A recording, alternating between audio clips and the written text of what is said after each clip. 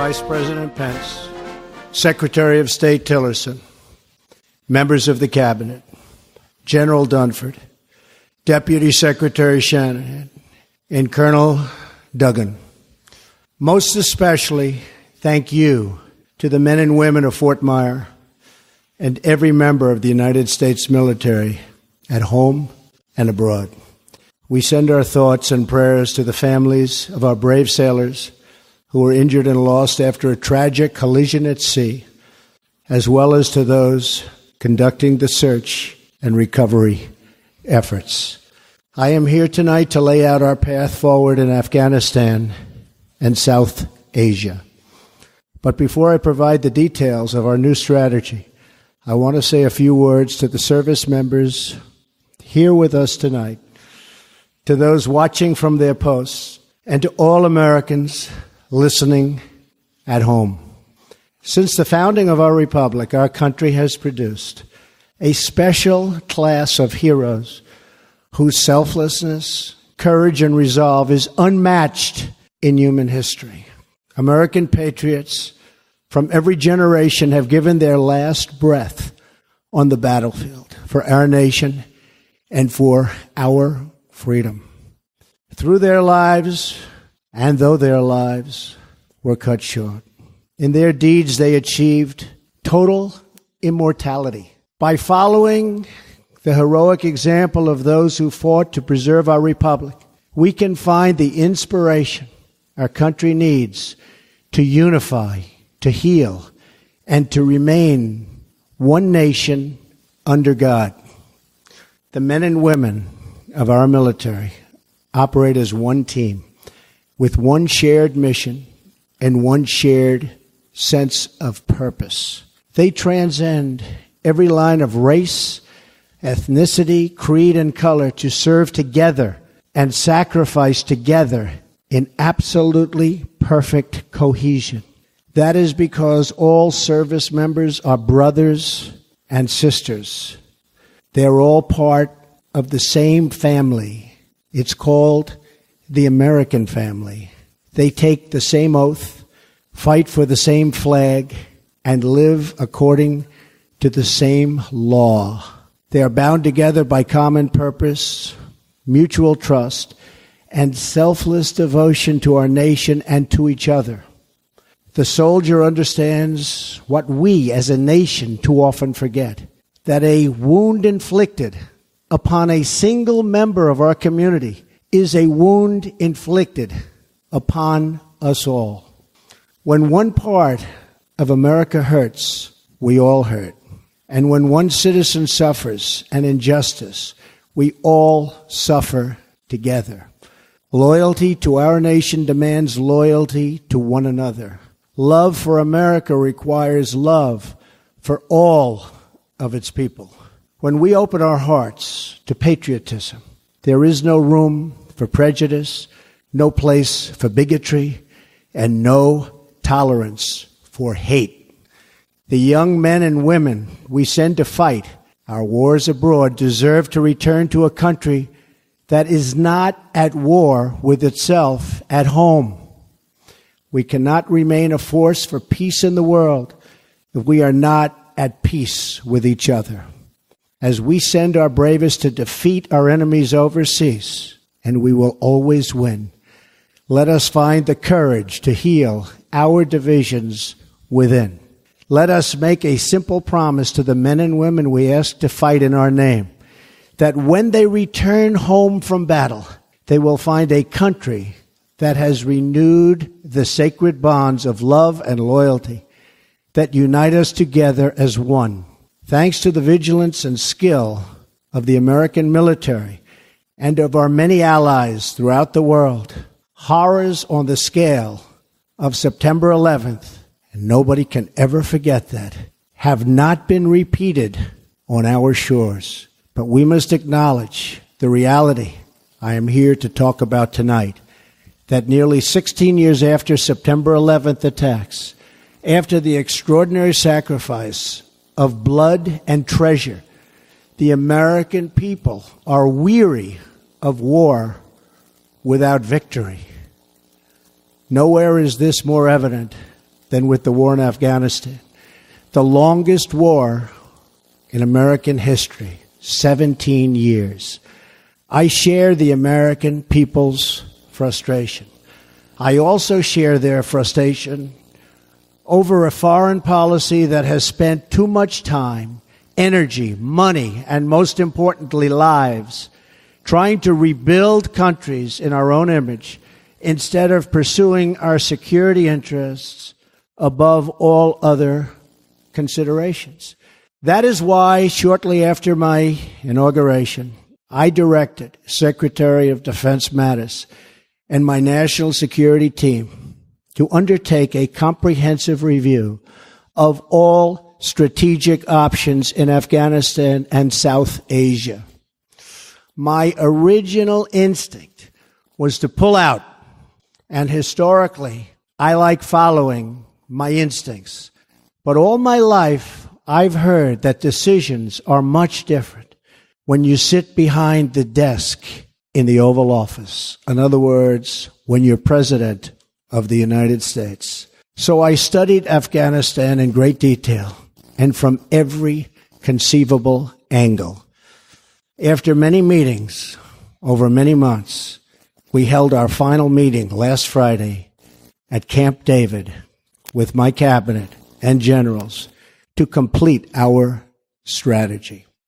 I arrived at three fundamental conclusions about America's core interests in Afghanistan. First, our nation must seek an honorable and enduring outcome worthy of the tremendous sacrifices that have been made, especially the sacrifices of lives. The men and women who serve our nation in combat deserve a plan for victory. They deserve the tools they need and the trust they have earned to fight and to win.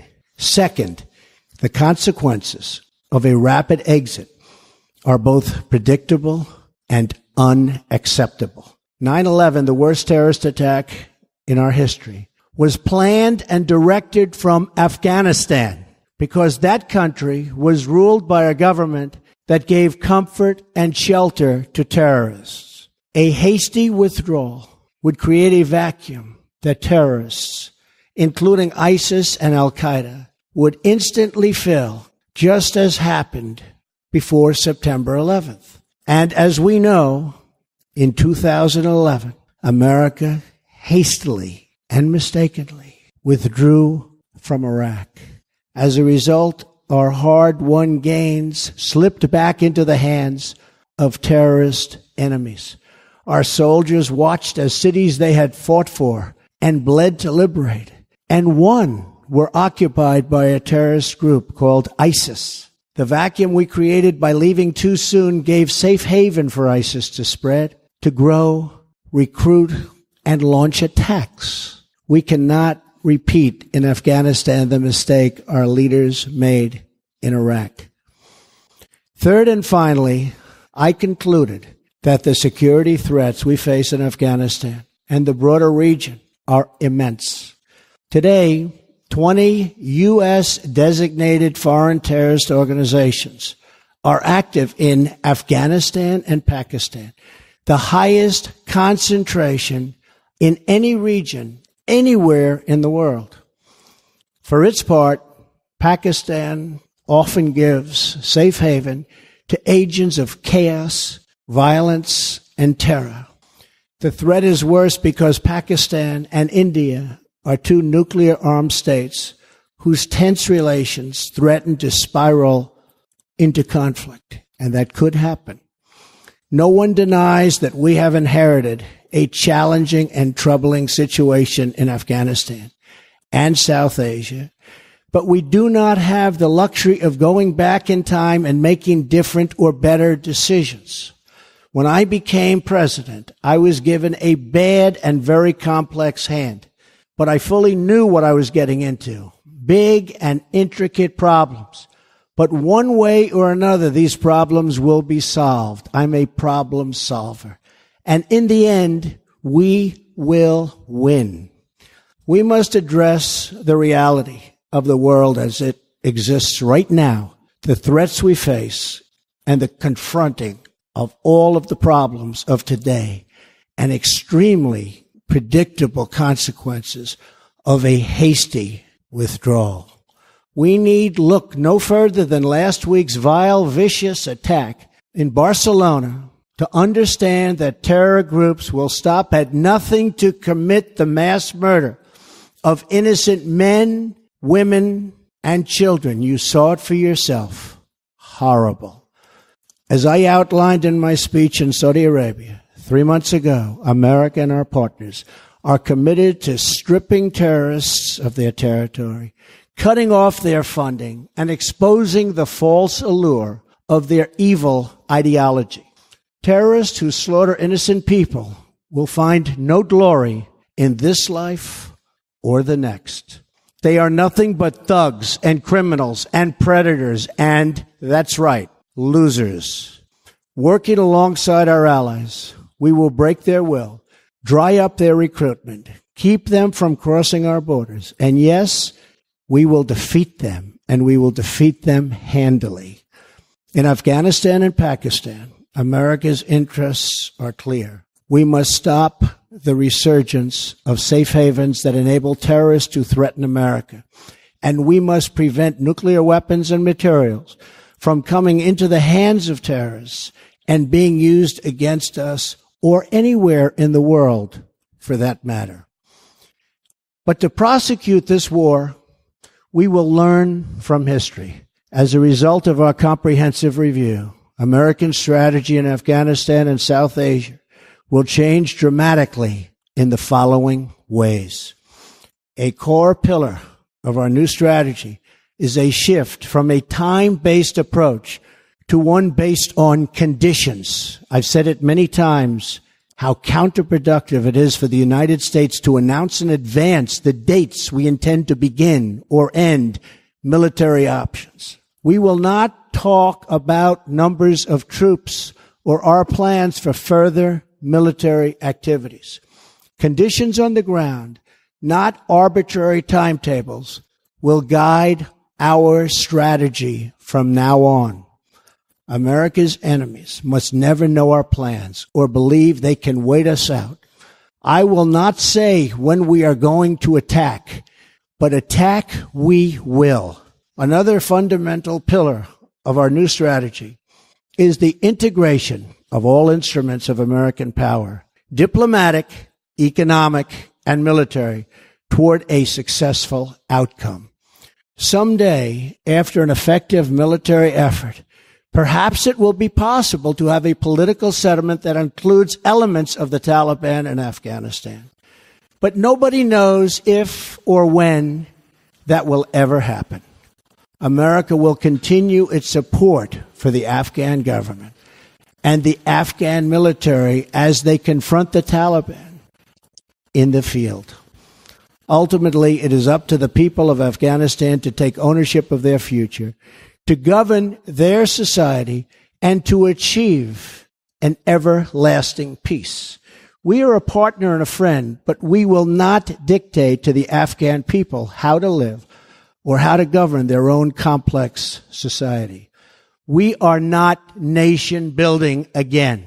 We are killing terrorists. The next pillar of our new strategy is to change the approach and how to deal with Pakistan. We can no longer be silent about Pakistan's safe havens for terrorist organizations, the Taliban, and other groups that pose a threat to the region and beyond. Pakistan has much to gain from partnering with our effort in Afghanistan. It has much to lose by continuing to harbor criminals and terrorists. In the past, Pakistan has been a valued partner. Our militaries have worked together against common enemies. The Pakistani people have suffered greatly from terrorism and extremism. We recognize those contributions and those sacrifices.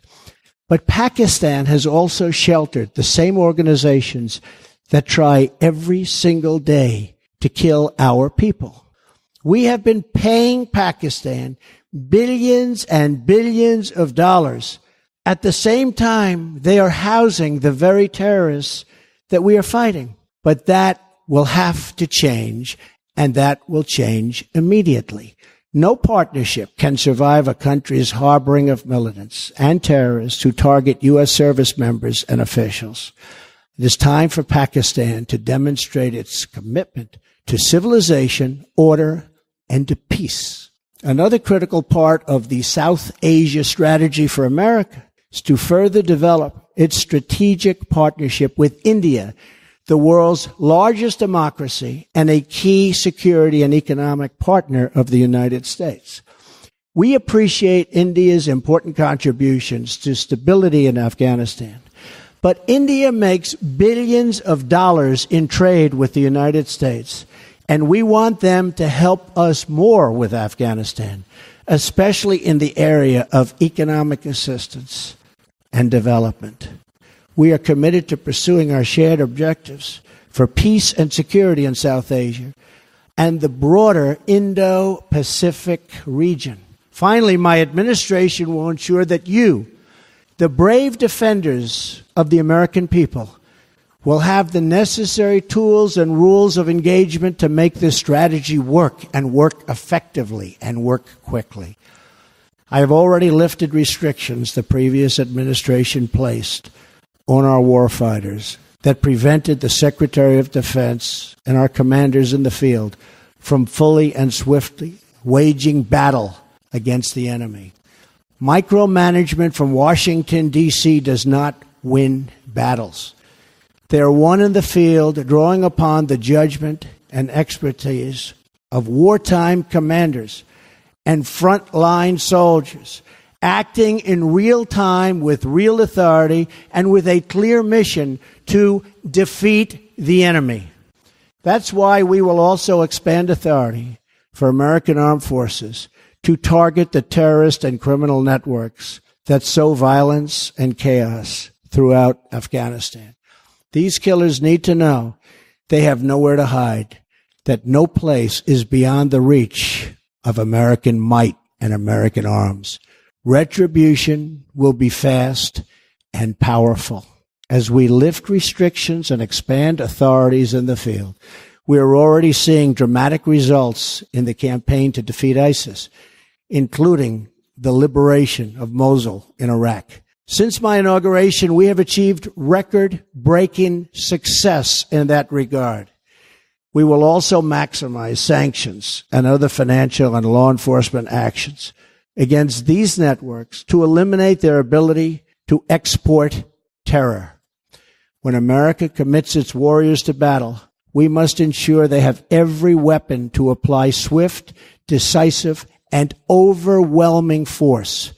Our troops will fight to win. We will fight to win. From now on, victory will have a clear definition: attacking our enemies, obliterating ISIS, crushing al-Qaeda, preventing the Taliban from taking over Afghanistan, and stopping mass terror attacks against America before they emerge. We will ask our NATO allies and global partners to support our new strategy with additional troop and funding increases in line with our own. We are confident they will. Since taking office, I have made clear that our allies and partners must contribute much more money to our collective defense, and they have done so. In this struggle, the heaviest burden will continue to be borne by the good people of Afghanistan and their courageous armed forces. As the Prime Minister of Afghanistan has promised, we are going to participate in economic development to help defray the cost of this war to us. Afghanistan is fighting to defend and secure their country against the same enemies who threaten us. The stronger the Afghan security forces become, the less we will have to do. Afghans will secure and build their own nation and define their own future. We want them to succeed, but we will no longer use American military might to construct democracies in faraway lands or try to rebuild other countries in our own image. Those days are now over. Instead, we will work with allies and partners to protect our shared interests. We are not asking others to change their way of life, but to pursue common goals that allow our children to live better and safer lives. This principled realism will guide our decisions moving forward. Military power alone will not bring peace to Afghanistan or stop the terrorist threat arising in that country. But strategically applied force aims to create the conditions for a political process to achieve a lasting peace. America will work with the Afghan government as long as we see determination and progress. However, our commitment is not unlimited, and our support is not a blank check. The government of Afghanistan must carry their share of the military, political, and economic burden. The American people expect to see real reforms, real progress, and real results. Our patience is not unlimited. We will keep our eyes wide open. In abiding by the oath I took on January 20th, I will remain steadfast in protecting American lives and American interests. In this effort, we will make common cause with any nation that chooses to stand and fight alongside us against this global threat. Terrorists, take heed. America will never let up until you are dealt a lasting defeat. Under my administration, many billions of dollars more is being spent on our military. And this includes vast amounts being spent on our nuclear arsenal and missile defense. In every generation, we have faced down evil, and we have always prevailed. We prevailed because we know who we are and what we are fighting for. Not far from where we are gathered tonight, hundreds of thousands of America's greatest patriots lay in eternal rest at Arlington National Cemetery. There is more courage, sacrifice, and love in those hallowed grounds than in any other spot on the face of the earth. Many of those who have fought and died in Afghanistan enlisted in the months after September 11th, 2001. They volunteered for a simple reason. They loved America, and they were determined to protect her. Now we must secure the cause for which they gave their lives. We must unite to defend America from its enemies abroad. We must restore the bonds of loyalty among our citizens at home. And we must achieve an honorable and enduring outcome worthy of the enormous price that so many have paid. Our actions, and in the months to come, all of them, will honor the sacrifice of every fallen hero, every family who lost a loved one, and every wounded warrior who shed their blood in defense of our great nation. With our resolve, we will ensure that your service and that your families will bring about the defeat of our enemies and the arrival of peace. We will push onward to victory with power in our hearts, courage in our souls, and everlasting pride in each and every one of you. Thank you. May God bless our military, and may God bless the United States of America. Thank you very much. Thank you. Well, there you have it. I am so glad you chose to be a part of Old Guard Audio today. Do me a big favor and tell someone about the show. Maybe you can help with the cost of producing, or the web hosting and the file storage of oldguardaudio.com. There are some Amazon links on my homepage. Thanks again. This is John Haynes. May God richly bless.